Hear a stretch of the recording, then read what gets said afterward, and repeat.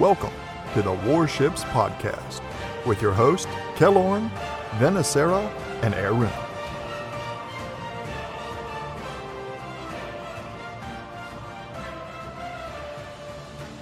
Hello and welcome to episode 105 of the Warships Podcast. I'm your host, Kellorn, and Arun and Vanessa are here to help me welcome Chase back to the show as we broach the all-important CV rework topic. Welcome back, Chase. It's been quite a while since we had you here. What's new for you and your channel lately? Indeed, it's been a while.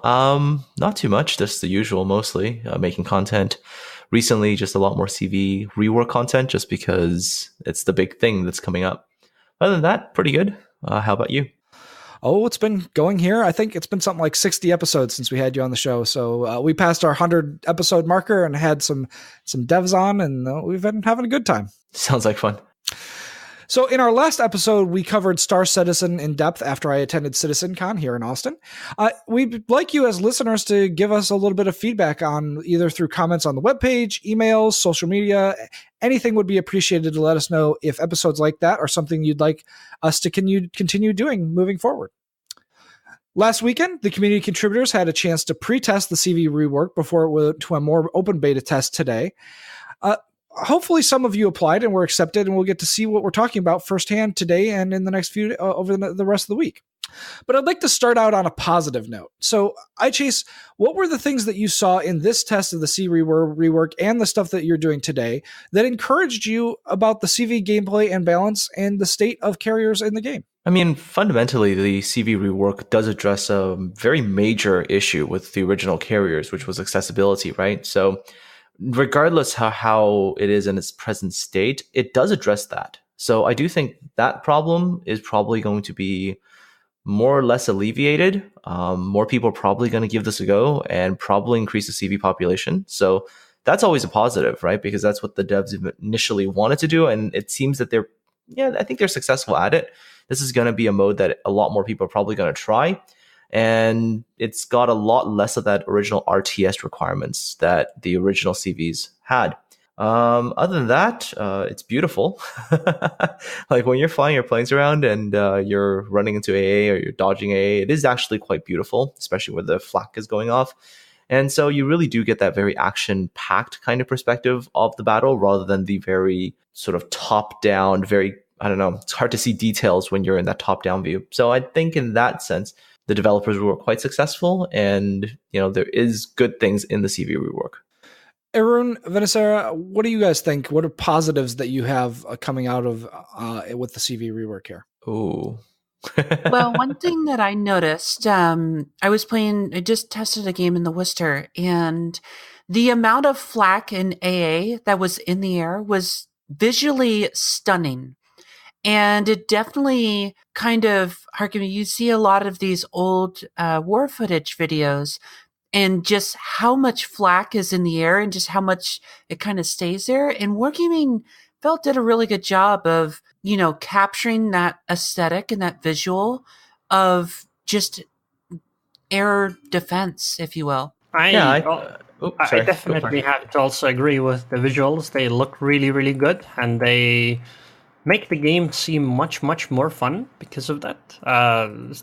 Especially if you're somebody that probably hasn't played the game a lot, the visuals matter to you a lot, and I hope this actually brings more players in. And I suppose, I imagine at least that this kind of gameplay is going to be easier on the console too, because it looks better, so it might attract those players as well. And I think for the rest of it, it's kind of hard to say if the mechanics changes are a positive or not, because we don't really fully know how it's going to basically roll out. Since I imagine there are going to be many changes still, and we still don't know what the anti-air is going to be like on all the ships.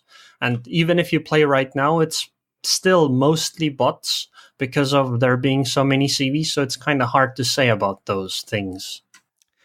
Chase, I remember vividly when I met you last year at the event here in Texas, how much time you spent talking to Sasha about carriers and the issues that they have.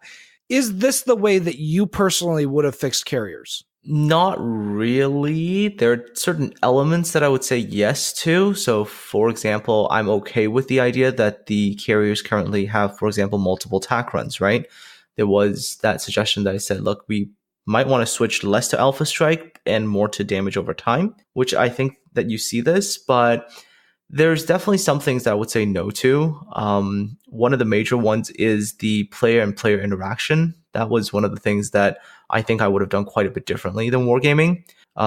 As you probably know, if you've played the carrier rework right now, the interaction is very, at times it's very sort of one-sided. It's you versus the surface ship, and then what you're playing against is not really a player, except for the maneuvering. And that can get kind of stale after a while. And, there's these things I probably wouldn't have done the same way. So what were some of the points that you thought needed to be addressed with the carrier rework that were problems with the original carrier gameplay, and what here is being addressed that you thought needed to, and what is not being addressed? Well, for one, the skill gap initially between the good and bad carriers that made it such a very sort of restricted player base in terms of it's just, I mean, right now, if you look at the live servers, the carriers, you're pretty much good players and the really awful players are still playing. That's it, right? There's no middle ground anymore. Accessibility was the issue. And so that was definitely something that needed to be addressed. And it is, because this current one is a lot easier to play and a lot more comfortable to play. So that was definitely something that I was concerned about initially. And that in a way has been addressed. I would say the other thing for me personally that I really wanted to see more of was still a player versus player gameplay, right? And unfortunately, that has not really been addressed. And it does contribute to some of the problems with this current CV rework. But I mean, there are certain improvements over the original as well. That's for sure. Graphically and things like that, as already said, it's definitely an improvement. And it just feels exciting to play for a while, but it needs improvement still to be more of a long-term playability thing. Chase, do you feel that with the changes so far, and obviously it's going to change more, so really we're just kind of speculating, but do you feel that there will be potential for as big of a skill gap? Or the greater question, do you feel that there'll be potential for someone to actually get a better skill? I don't want to say advantage, but just, really learn their craft, hone their craft, and be able to excel really well in carriers versus the old system?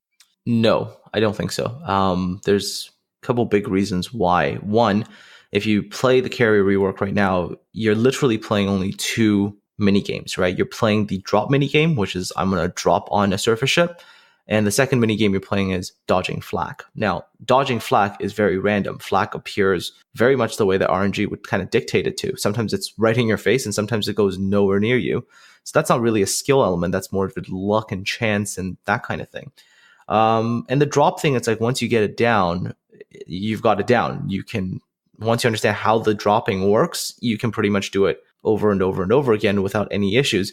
I think the skill gap is actually going to be a lot smaller with carriers, and I don't really think that you're going to see maybe as big of, well, okay, I mean, there's probably still going to be a player skill gap, but maybe not for the actual plane use itself. What you're probably going to see being the skill gap is more like map awareness. But, so it's like maybe if someone is really aware, they will go and scout something instead of doing damage. And that might be the only real gap. In terms of the actual carrier in itself, the launching of attacks and everything, no, I think the skill gap is going to be quite a bit smaller, actually. And it's, the good and the bad might not be so far apart. So the other question is more of along the lines of competitive modes. Is a carrier in the form that it would take place in this CV rework, is that worth bringing in a competitive mode, in your opinion? Wow, that's a big question. In a competitive mode, it's hard to say because first things first, we don't know what the limits are going to be right now, right? If the carriers end up being for one, let's say it's one carrier limit. If it's one, I would say yes, still useful because primarily one, it will provide vision. If you look at, for example, the tier 10 carriers like the Midway and the Hakuryu, their fighters, even though it's only one squadron, is still ridiculously fast. You can launch a fighter squadron at the beginning, cover the entire length of the map, and spot the entire enemy team probably within the first minute and a half or so, and that's still a big advantage to see your enemy, to see where they're going. That is still really significant. So I don't think it's going to get replaced, right, as a scouting tool in competitive. However, is it going to have the same ABE impact as it does right now? Maybe not. In the current game, if you look at it, like carriers have multiple squadrons. They can spread them out all over the map. They can cover more area. They can also, if there's an opening, attack targets and, do things like cross drops and stuff like that. Something that the current carriers in the rework, you can't really do. So, for example, using torpedo bombers to hit destroyers is almost a non-issue right now in the, it's just, you can't do it. The destroyer is 99% of the time just going to evade you.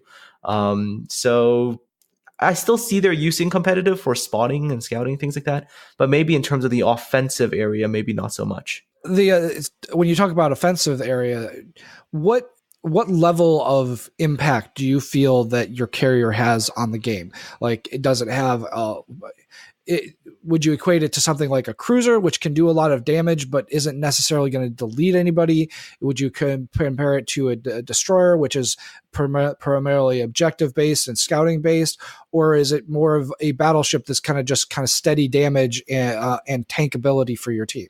Carriers right now, it's actually a nice mixture of a lot of things, I would say, right? In the early stages of the game, it's more harassment, destroy AA guns, do a bit of scouting. Mid-game to late game, you're doing more damage scouting. So you're, torpedo bombers doing damage and then also doing some scouting.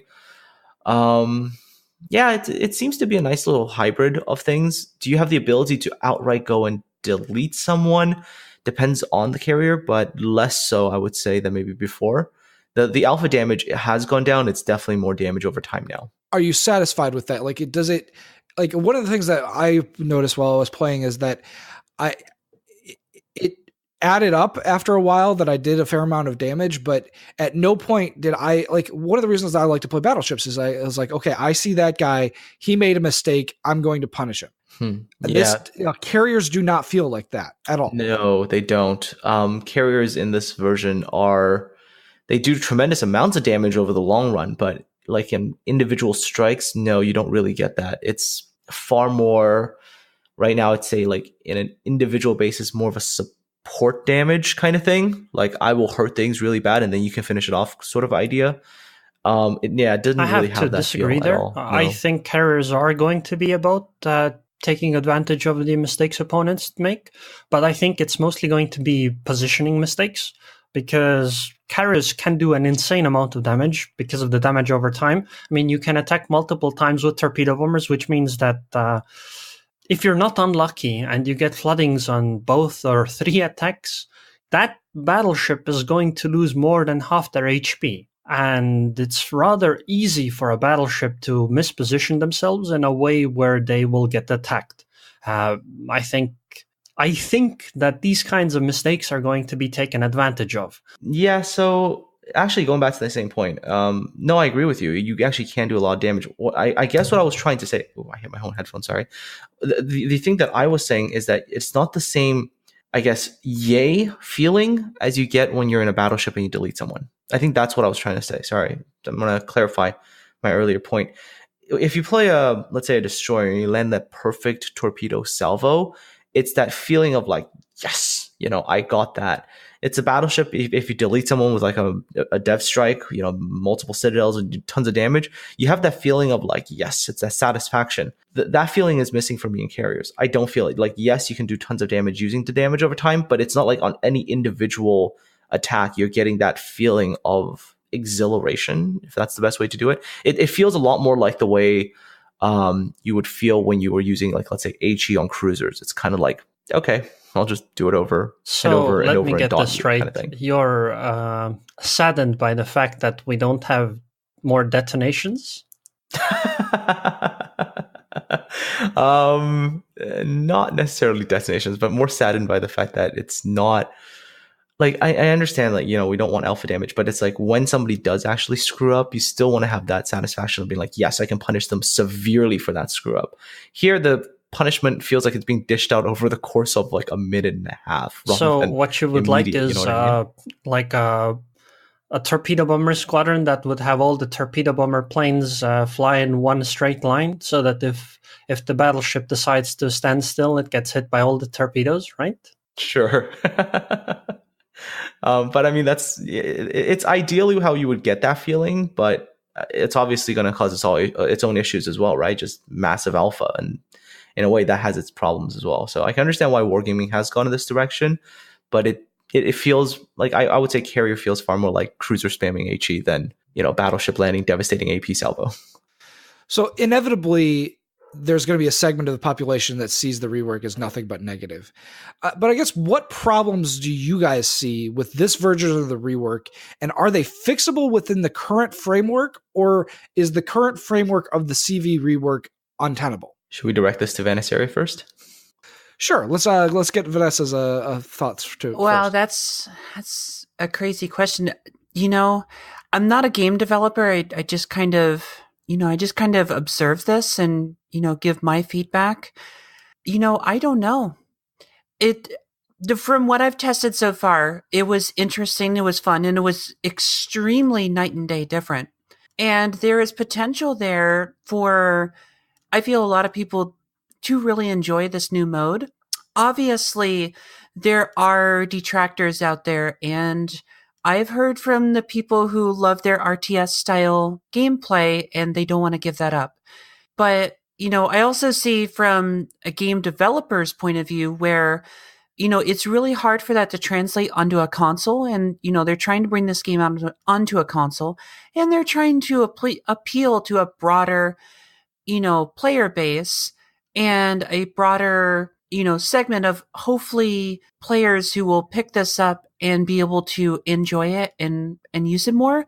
Because, from a business point of view, they don't want to invest all this time and energy into developing these carriers to bring into the game and no one play them.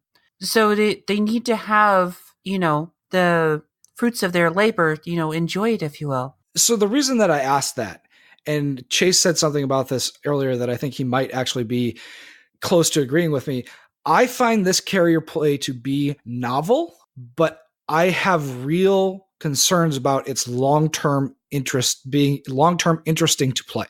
Yes, absolutely. That's my feeling as well. Like, it's novel. I mean, the first game I played, my brain went, oh, wow, this is cool. This is neat. And then by game 5, I was like, okay, I'm actually pretty bored of this. Like, there's nothing that's going to keep me playing this long term. Like, once you master how to drop something and once you figure out how to attack stuff, that's all you end up doing game after game after game after game. There's very little your CV and the other CV interacting. There's very little of a skill on skill kind of engagement. It becomes you versus AI almost all the time. It's not really fun. And that's the problem. That, I think, is the biggest problem for me right now with the current CV rework, is the long-term playability of carriers. It just feels something like it's a lot of eye candy. You see it and you're like, oh, that's really pretty. And then, but there's no longevity to it. Wasn't there going to be sectoral anti-air though? Wouldn't that make it a lot more dynamic, I suppose, because ships are going to behave rather differently rather than all of them behaving the same way? I don't think so. I mean, again, it's possible that right now a lot of this issue is being caused by the fact that certain things don't work as intended. Maybe that's what the issue is right now, because again, we are talking, and I do have to reiterate this, we are talking about a work in progress version of carriers and AA and all these systems. So there's possibilities that there are bugs and things don't work. But, the issue at the end of the day still for me is it comes down to the fact that if you are the CV player and you're attacking a target, what the AA does is pretty much up to chance. And, sure, you can dodge some of the flak bursts, but if suddenly the CV suddenly the surface ship decides to get all its AA in the perfect spot right in front of your planes and it forms a wall, there's not much you can, do to avoid that. You might run into it and lose a bunch of planes. And that's not really fun for you still as a CV player. But on the other hand, if the A doesn't really do it and you're the surface ship, then you're basically, again, praying and hoping that your A does something, which is the same exact problem that we have right now in the game. It becomes a lot of, helplessness, and that's not a good feeling for either side. And so that would be my issue, is that it's not really all that great as the player who's playing the CV to have things kind of happen randomly, and it's not really fun for the surface ship who has to constantly pray that RNGesus is going to help him. Chase, talking about that made me think of the question that I asked earlier. Do you feel that CVs would maybe improve in your mind if there was some more skill gap that could be, I don't want to say put in, but, a little more skill gap that would allow players to develop their skills a little bit better and their play style better? On a carrier? So this is actually something I was thinking too before Vanessa said it. And I hesitate to talk about it in terms of skill gap, but I would like to say I think that a long-term interest in playing carriers needs to have something where if you can be more skillful, you get rewarded for it. If you're less skillful, you get punished, or not punished for it, but you don't get as high of a reward. And that's the aspect of carriers that I think right now is missing, is that it might be too level. Like they leveled out the unskilled players versus the skilled players in carriers, but it might be too level now. I agree with that. I think that's what they were aiming for, is that accessibility, but it might have been just a little bit too much. It's too level. Like, today earlier when I was playing the CVs, I'm pretty sure I wasn't going up against the Unicum CVs on the other team, but it felt like the whole game was just completely level. It was very hard for me to feel like I was ever actually getting an advantage anywhere. And so that is not a good feeling, because it just doesn't feel like there's a huge gap there at all. It's like, it's almost non-existent. You can have a CV on your team and it should perform as long as the person understands how to actually do the attacks. It'll feel the same. I don't know. That's my take on it. So I don't want to just rag on the mode without offering some solutions. So what are some ideas that you guys might have that would offer skill-based rewards?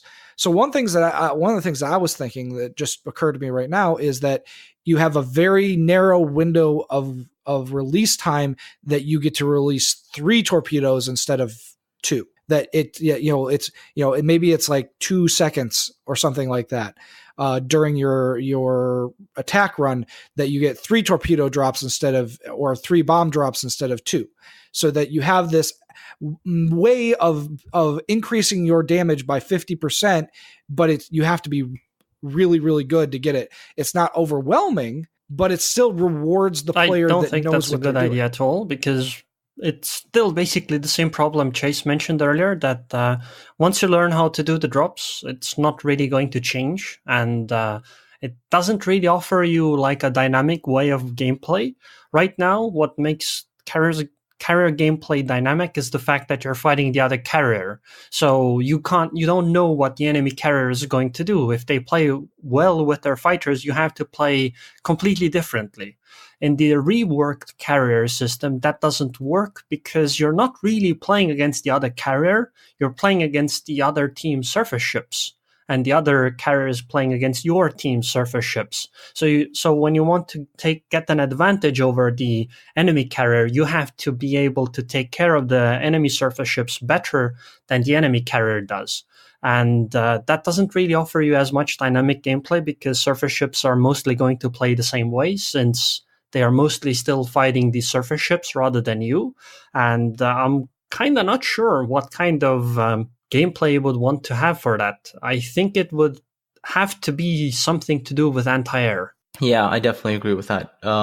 My take on it is that what we really need is the surface ships, all the surface ships, to have manual control of their large caliber AA, the flak AA. And so if the player is, let's say the surface player is not a good player and they're inattentive and they don't pay attention, then they're going to get bombed. Like, sure, they'll have their machine gun AA to still whittle down your planes a little bit, but they're not going to get those devastating, I'm going to knock out 5 or 6 of your planes all at once. But if you give the surface ship let's say the manual control of their flak AA, then first of all, their gameplay becomes more active, right? They're not just hoping and praying that their AA works. Now they can direct it manually, figure out where to shoot, where they're going to hit you, and things like that. And now it becomes a contest of your skill versus the surface ship skill. And that becomes a very much more interesting interaction because, first of all, as the aircraft, you got to come in at maybe different heights, different altitudes, different things. Surface player now has to learn how do you position your AA guns to maybe hit targets at certain heights or certain distances. And so if you do that, then it becomes a skill and skill interaction, right? And not only that, but it also does give a role to supporting ships. Like let's say you're playing a cruiser and you're supporting a battleship. Well, let's say the battleship is now busy fighting another battleship. As a cruiser, you have something else to do. If there's an airstrike, you're going to be the one who's actually going to be using your AA to defend rather than the battleship who's now focused on something else, right? And as a carrier player, why is this interesting? Because now you've got your attack done in 3 dimensions. You've got left, right, up, down, right? You've got the height, the altitude. You've got all these different other factors that you've got to consider. Do you come in this attack in a low altitude? Do you come at a medium altitude? Do you come at a high altitude? Because you have to understand like what the surface ship is going to do when they see you. Are they going to engage you with their AA and what kind of, let's say, distance or height or whatever? And so then it becomes a very much more active game on the CV's half as well, because you have to plan your attacks a lot more carefully. You know, you got to pick your targets a lot more carefully. You've got to know what's the ideal approach to certain things. And then you also got to learn maybe like different ships have different AA profiles, right? Like what a USN 127 might have for their AA is going to be maybe very different from what the Yamato has. And so your approach and attack and everything is going to be quite a bit more skill-based. And also it reduces or maybe even eliminates the feeling of helplessness on the fact of a surface ship. Right now, a surface ship, like I said, you're really crossing your fingers and hoping that your AA works. If your AA was actually an actively controlled AA, then all of a sudden you have a situation where if you come under attack, you can start actually actively defending yourself. And if you can do the active defense properly, you can seriously mitigate the amount of damage a CV can do to you. However, if you're terrible with your AA and you can't really hit anything, then when you get hit, it becomes your fault rather than RNG's fault, right? It's hey, I wasn't good enough with my AA. That's why I got hit. Versus, oh crap, RNG didn't help me. And I think these are things that really needs to be looked into because I think that will solve a lot of this playability boredom feel. I would love it if I would finally get my beehive shells on Yamato against planes. Wouldn't it be nice if I could shoot them 20 kilometers away? I bet Steve would love that. It's worth noting those never actually worked. From what I understand, they did work. The problem is that if you fire your main batteries on a battleship, you can't fire any of your other anti-air guns because your deck has to be cleared for that. So you can't really fire both at the same time. But really? That's actually not true. I was reading an article about that it was routine practice in the U.S. Navy to fire main guns with people on deck firing the anti-aircraft. I literally just this week I was reading an article. I'll have to see if I can find everything what I've heard that has mostly not been the case, but perhaps. Anyways, I wanted to mention that Chase's idea about different heights, maybe that could kind of work like submarines. I mean, submarines do have different depths. It's kind of the same thing, just under the water. Yeah, I mean, we should be talking much more in 3 dimensions. That's what I think. Like, you know, for the carrier player, the carrier needs to be more in 3-dimensional space, not 2-dimensional space. And that's really important, I think, for this to actually end up working. But sort of at the same time, if the carrier gets 3-dimensional space, then the surface ships have to get manual control of their AA. They just cannot be constantly hoping and praying that AA works. I mean, I understand that they've done the whole, let's focus it on one side. But again, think about how much work or, you know, activeness there is to that. You're just like, okay, I'm just going to set a sector. And once again, you're crossing your fingers and going, all right, now I hope when I do this, that it's going to be enough, right? Furthermore, if you actually look at the whole sector setting thing, it's not always, I think, that efficient right now. If you look at the time it takes to actually shift from one sector to another, by the time that you've actually done the sector shift, it's very possible the CV has already flown past you, gone behind you to the weaker side, and is now starting to attack you from the weaker side. Because it takes a lot of time for the AA to actually switch over to one sector.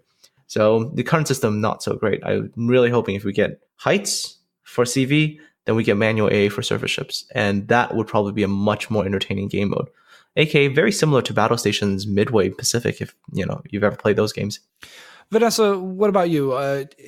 Is there any other suggestions that you might have about how to make CV gameplay interesting long-term and not just novel? How to make CVs great again?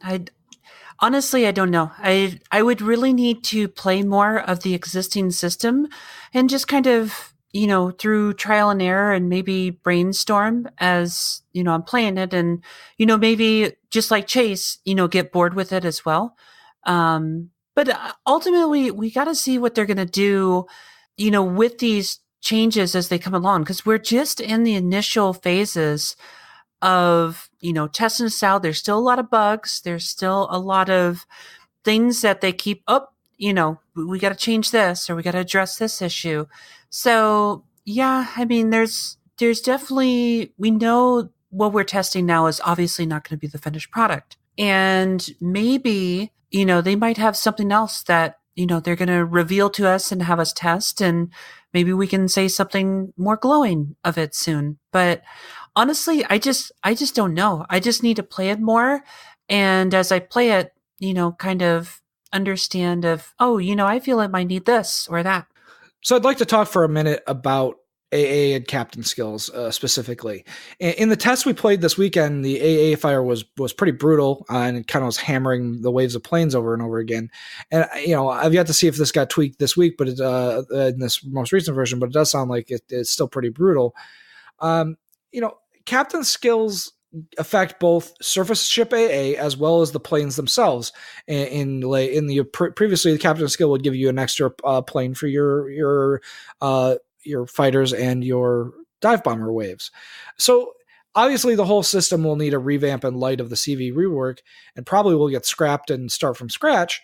But what are some captain skills that you guys could see coming into the game? Not necessarily just the ones we have, and how should they handle AA? And should there be captain skills that affect planes directly? So let's start with you this time, Arun. Do you mean captain skills from the ones we currently have on the test, or like anything? I'm just talking about, you don't have to limit yourself to the ones we have now. If there are ones that we have now that would be tweaked, feel free to bring those up, or any new ones that don't exist at all. I think in terms of captain skills, what's really cool on the test server is that a lot more skills seem to make a difference on carrier. For example, survivability expert gives HP to planes, which I guess is cool. And adrenaline rush supposedly gives plane speed, although I don't think that one worked once the planes take more damage. And I think skills like that are really cool, especially if they're skills that other ships take as well, because it just means that you have more. You're basically not limited, because right now if you play a carrier, you have no real choice in captain skills, because it only takes 11 points to take all the carrier skills that are useful. So you take all of them, and that's kind of it. There is no choice to make, because none of the other skills really make much of a difference. And that's kind of it. For example, I think concealment expert would be cool on a carrier, because maybe concealment expert on a CV could also make the planes stealthier. Maybe not as much as ships, but maybe a tiny bit. Things like that would be really cool. And I don't really think that, I can't really think of many skills that would be great in the game in addition to what we have, without thinking about new ways that carrier planes should play. For example, I think something really cool would be if we got like really long range torpedo bombers that would drop torpedoes from like 5 or 8 kilometers away, and they would drop torpedoes that are kind of like normal torpedoes on destroyers. They're fairly fast and fairly stealthy, and the plane would be fairly stealthy. But remember, you would have to drop them from really far away. Maybe they would have like arming time where the torpedo would pass like 3 kilometers before they would arm, or something like that. And maybe captain skills could, give you this kind of an option, or perhaps it would be a ship. Yeah, I'm. This is a tough question. This is a really tough question, mostly because I think it's You're just here for the hard ones. Chase. We're not. This is one of the tough ones. Softballs, man. This is really tough, just because mostly one of the things that, because this is a very incomplete project right now, there's still a lot of things that seem missing. It's very hard to know what the final sort of interaction will be between a lot of things, right? So if you say AA skills, like, I don't know, maybe have a skill for AA that maybe allows you to shift sectors faster, because right now I think it takes like 20 seconds to shift a sector. So maybe have a skill there that can make you shift sectors really, really quick. But it's so many things are incomplete right now that I'm just not sure exactly what we can do. Because remember, the way that captain skills are is it kind of adds some variability, some different kind of flavor aspects or whatever you want to call it to the ship, and of course giving it some combat advantage, but it shouldn't be something that is like massive game-breaking advantages, that kind of thing. So yeah, no, right now I would say I'm not 100% sure on exactly what else to add, just because I don't think we've even seen anything that's close to being fully finished. So maybe as we keep going and the things become more final, then I'll probably have more ideas as to what other things we could do. But so far, I mean, the amount of captain skills that are CV focused is quite a lot, and it's not a bad thing. There's a lot more applicable skills. So I think, so far so good. That's the best thing I can say. I would say for skills in general, and not just carriers, but I would feel that hopefully we would get, an overall skill rework that addresses some of the mandatory, you have to take this skill. I would like something that, going forward, whether it's carriers or just regular surface ships or even submarines, that the skills are more of a boost and not a mandatory, you have to take this. And I know that's kind of you look at other games, like when WoW had the old talent trees, like there was like, this is the spec that you more or less have to take. And I would like to see that, that perfect alignment of achieving here is a point-based skill tree system, or, a system that we have that really just, here is some good boost, but are not so powerful that like, you absolutely have to take this skill over anything else with this type of ship. IFHE, right? Or, like concealment expert. Like it's pretty much mandatory on a lot of ships, especially destroyers. I think concealment expert is one of those things that while it is basically mandatory on many ships, I do think it is one that you can make the choice over if you have other skills that you would take instead. Right now, concealment expert is taken because it's the best skill you can take rather than it itself being mandatory. For example, if you do like a full secondary build, you might not take concealment expert on a battleship, despite the fact that it's a very, very strong skill. I think one thing that would make some skills not mandatory is if their effects become percentage-based or variable. But then that would require some of the mechanics to change as well. For example, IFHE, right? The problem with IFHE is that HE either penetrates or it doesn't penetrate. There is no in between.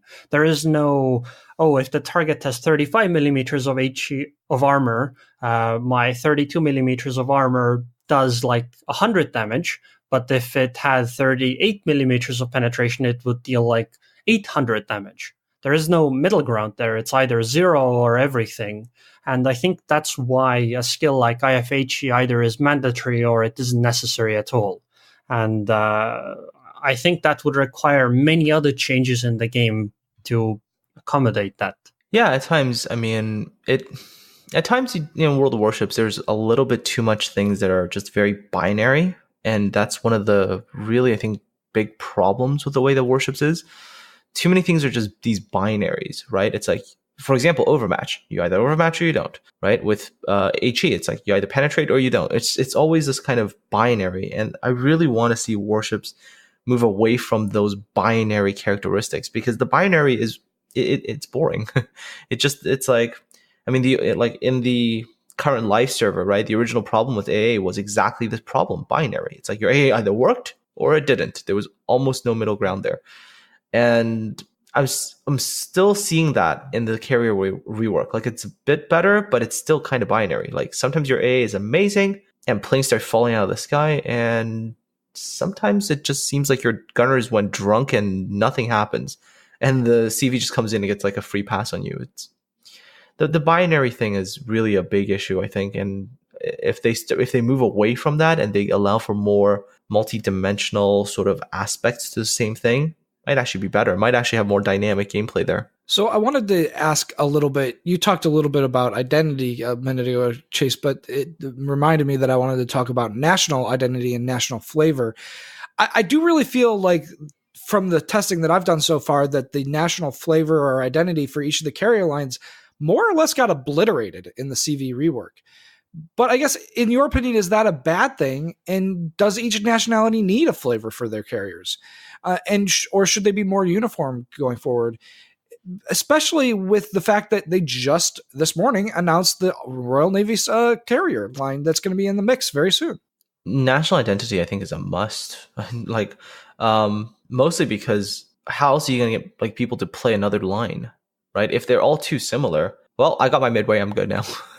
You can just stick with one CV for life. You don't really need to get another line because they'll all play similar in a very similar kind of manner. Flavor, I think, is important. You really do still need that, and to create some sort of distinction or variability, right? But do you think that that is present in the rework that we're seeing now? Because I didn't really feel it. Oof, kind of is, I think, the best answer to give right now. Kind of. Like, it is kind of different between the deep water torpedoes on the Japanese CV, the Hakuryu Tier 10, and let's say the USN one, right? Which drops normal torpedoes and now currently drops 6 of them compared to 2 or 4 deep waters from the Japanese.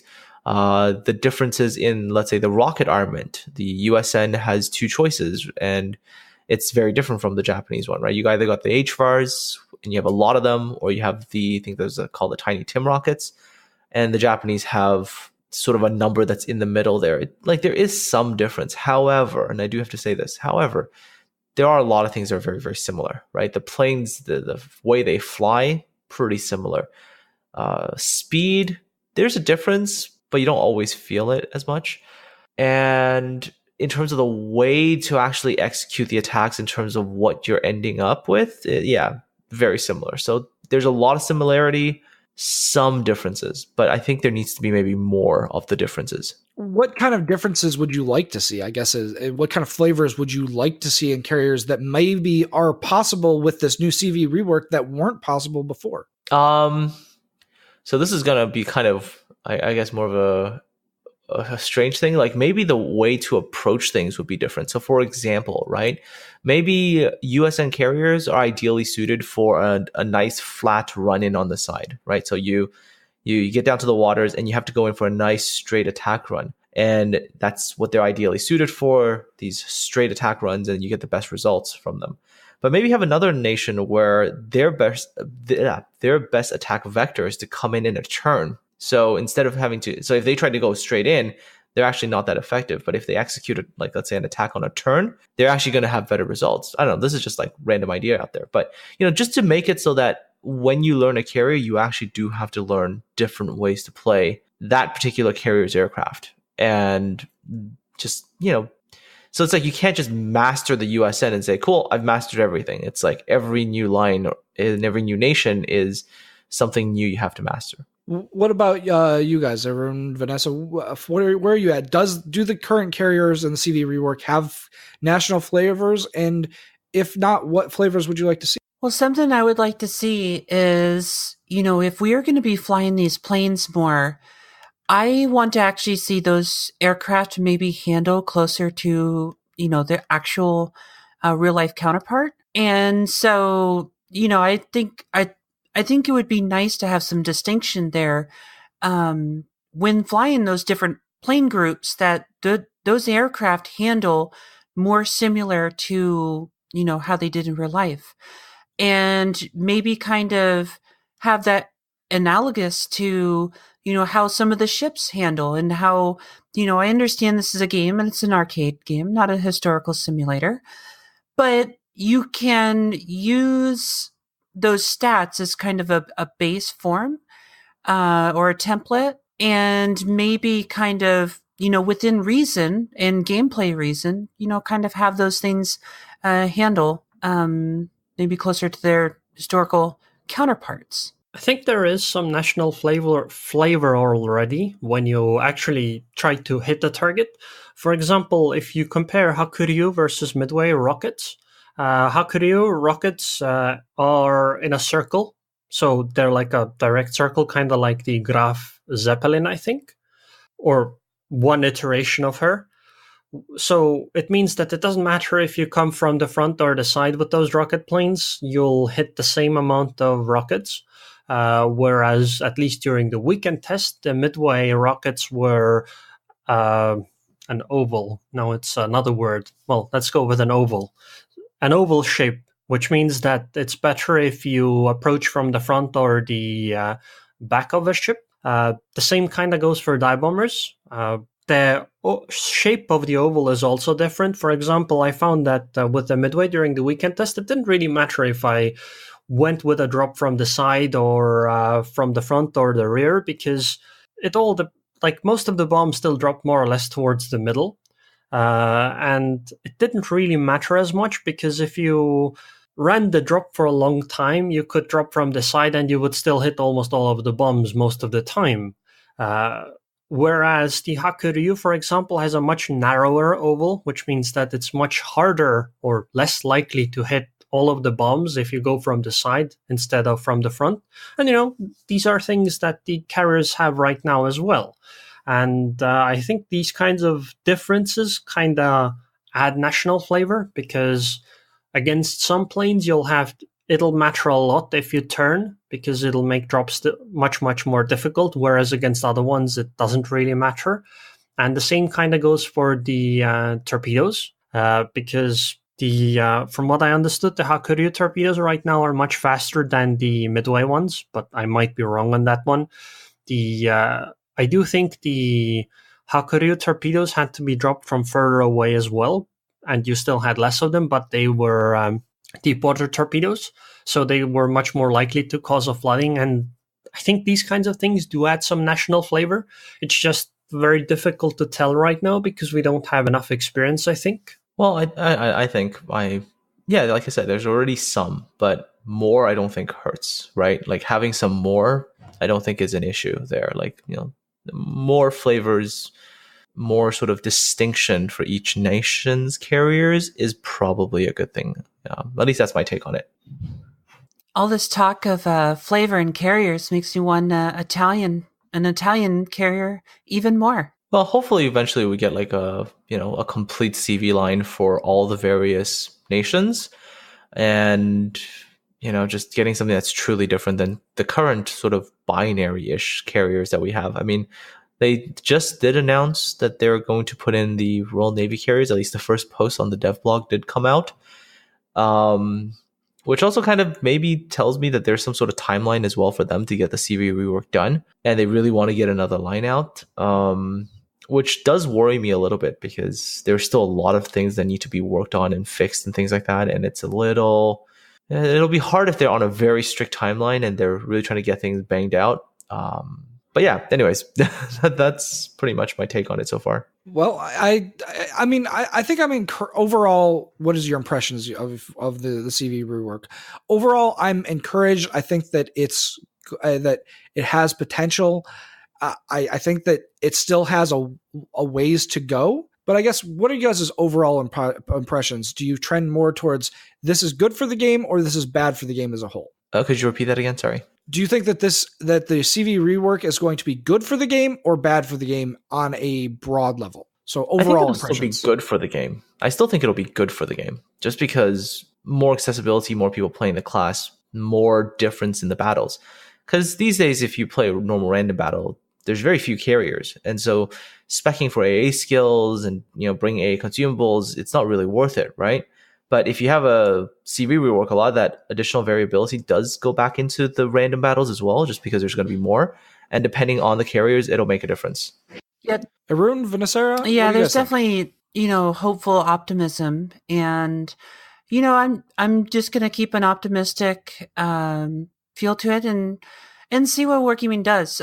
I would caution that this definitely needs more testing, and I hope that Wargaming doesn't rush through this and just kind of, for the sake of maybe getting a line out or, I want proper testing, and, I want the community to be comfortable with this so that when it finally does land and we are, zipping around with the new carriers and, just hopefully having fun with it, that everyone is having fun with it. And it is something that is a good experience overall and not something that was, hopefully rushed before a deadline or, hard deadline, or we'll see. I just want to see more testing and for everyone to just really be comfortable with it. I hope that Wargaming removes carrier spotting. I'm so kind of have to qualify this one. I hope Wargaming makes carrier spotting work kind of like spotting works in a cyclone. So if you're within a certain distance of the ship, the carrier planes can spot it for you and you can fire. Maybe it is 8 kilometers. But basically, I don't want there to be that the plane can be buzzing above a destroyer for 5 minutes or something and just keep perma-spotting them. Sure, I know the carrier isn't going to do anything during that time if they just fly the plane above the destroyer. But still, even the fact that it takes like a minute or 2 minutes to do all of your drops on one target, it usually will kill a destroyer. And right now, most of the time, it's kind of okay. One of the biggest reasons why radar is such a big problem is the fact that it just spots destroyers when they're doing something dangerous. A carrier can do the same thing. It's just that it's rarely an issue because you don't really see carriers that much, especially in ranked games where the destroyers actually go and do the spotting stuff. In random battles, if you see a carrier match, you can be like, okay, yeah, fine. I'll just let the other players do the capping for me. But in a ranked battle or a battle that's important, you can't take that chance. You have to go do that yourself as a destroyer. And I think new carriers are going to make the spotting issue worse because right now, even if all of those things are true that I mentioned above, but if the enemy carrier isn't a very good player, they will come and drop you and then sawed off immediately and they won't bother you anymore and you'll go unspotted. So the opposing team will have maybe 30 seconds to shoot you. But right now, the plane is going to be buzzing above the destroyer for a whole bunch of time. And that will probably have a few battleship shells land in the middle of that destroyer, which is not very healthy. And I think this pretty much has to be done to make carriers not feel like they oppress the game. Because spotting by a carrier is one of the biggest aspects that a carrier brings to the table. It's just that it's not really something that they get rewarded for, but it makes a huge difference in how a match goes. Well, I had another topic that I wanted to talk about today because I'm actually hopping mad about the idea of the changes to the large caliber shells and how they interact with destroyers. But honestly, we're out of time, so we'll table that till next week. We also got a passel of new ships on our accounts this week, so we'll be talking about them in depth next week. So you can kind of look forward to that as our episode topics. They do include Wichita, Vanguard, Prince Eitel Friedrich, the West Virginia 1941, which is going to be tier 6, and Dreadnought. So do please tune in next week for that. Chase, do you want us to give us a quick shout out for your channels before we close it down for the day? It's okay. I mean, most people should, I think, know who I am by now. There is that. That's a good point. Well, I did want to thank you for coming and talking with us today because I knew that this was going to be a big topic. I know I've watched several of your videos about the CV rework, so it was nice to get an additional perspective from somebody that has been following it like you have. Thank you so much for having me on the show today. You are quite welcome. Anything else from you guys, Vanessa, Arun? Nope. Alrighty. Well, that's it for this week, folks. As always, follow us on Facebook at facebook.com/Warships Podcast and Twitter at Warships Podcast for updates between episodes. And don't forget to check out Arun on YouTube and Twitch as well. We do, of course, want to thank our amazing Patreon backers. Even if you would like to support us, even as much as $1 an episode does help us move these things out the door and to you guys. Take care, everyone, and we will see you next week.